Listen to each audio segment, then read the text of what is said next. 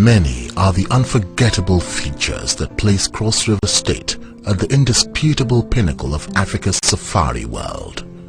The state's rich natural heritage, the startling variety of landscapes, its awe-inspiring sceneries, its sublime culture, its remarkable history, people and cities. Cross River State stands on a very unique spot of what is known today as South Nigeria. Its capital, Calabar, has always been known to have one of the richest histories in sub-Saharan Africa. Guests can either begin or end their tours in this beautiful and hospitable city. Perhaps you are a people person and would like to catch a glimpse of the local culture. Or perhaps you are more interested in its history and would like to know more about the people from its rich historical past. Calabar is a popular and central meeting place for all who either live around the Atlantic coast or come down for trade or even visit from upcountry. The city has also played host to early pioneers, international traders, missionaries and colonialists. The foundation of modern-day Calabar was laid in the 1880s when it hosted the governments of the Niger Coast Protectorate, the Southern Protectorate, and later the Oil River Protectorate. The first-time visitor is treated to exciting sights that move from the ancient to the modern. This beautiful and seemingly innocent marina, for instance, goes down in history as a departure point for over 31% of slaves that left African shores during the transatlantic slave trade era. You will almost certainly stop by the famous tombstone of Mary Slessor, a Scottish female missionary who led the movement that eventually put an end to the killing of twins in the old Calabar region. This historic site lies on the hilly street of Old Calabar town. A small trip to Akpam Okoyong takes a visitor to Mary Slessor's caravan. So much of Calabar, and indeed Nigeria's history, is wrapped up in this little two-bedroom habitation with a veranda, a store and a parlor which the indigents fondly call Fine Passall. Other sites include the Reverend Mother Mary Charles Magdalene Walker Convent. She was a foundress of the Handmaid of the Holy Child Jesus. She trained rural women to make dresses alongside other domestic accomplishments. She also left a retinue of educated women, and her remains lie in peace in the chapel at the convent she died in 1966. For those whose passion is to probe into the vaults of history and gaze in wonderment at what they hold, the old Residency Museum, beside the old consulate building built in the 1880s to accommodate the then British consul for the Bight of Benin and Biafra, is a vault for preservation of antiquities, artifacts and relics of historical importance dating back to thousands of years.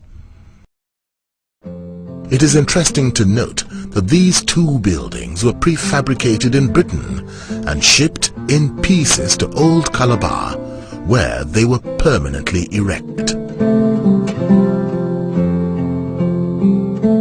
Along the Ikom-Ogoja Highway, intriguing sites of carved stones in low relief in different shapes representing human figures called the Ikom monoliths, locally known as Akwanchi, meaning dead persons in the ground, can be found.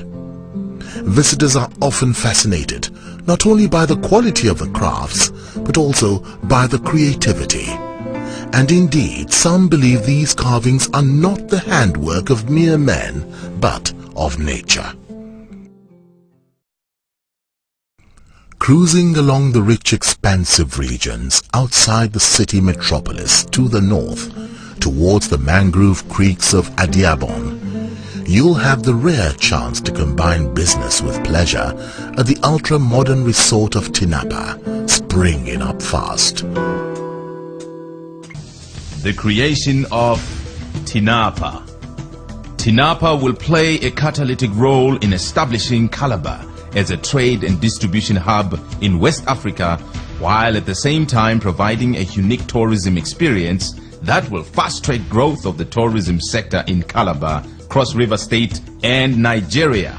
Located on the Calabar River in the free trade zone of the city of Calabar in Nigeria, Tinapa is the realization of an exciting dream: the creation of the first integrated business and leisure resort in Nigeria and the greatest free port in Africa, incorporating 80,000 square meters of prime retail space, containing giant retail emporiums with a tantalizing mix of electronic goods, fashion and textiles, foods, as well as lifestyle and automotive products, all displayed in a borderless, seamless shopping environment.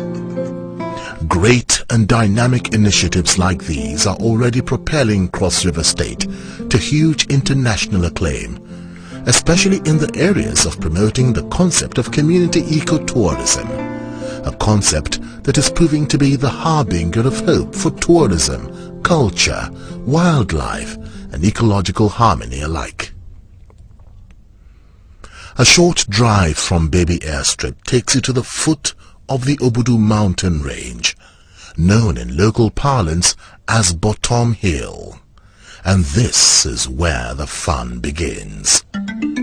You would like to acclimatize in the cool, crystal clear showers of the water park and experience the sensation that registers the feel that awaits you up the hill. Recreational facilities like swimming pool, water slide,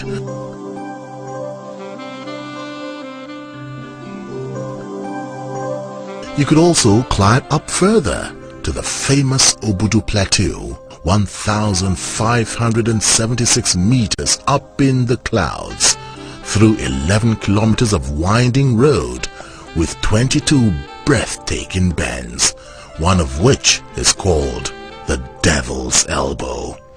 Well, it's just a name. Or would you rather be taken like a fairy prince by cable car, the longest in Africa, the first in West Africa, and perhaps even one of the longest in the world?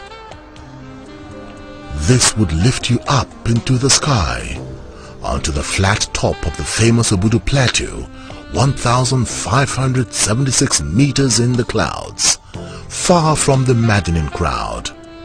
You'll be amazed at the temperature and the unique scenery up there throughout the 15-minute drive up the mountains.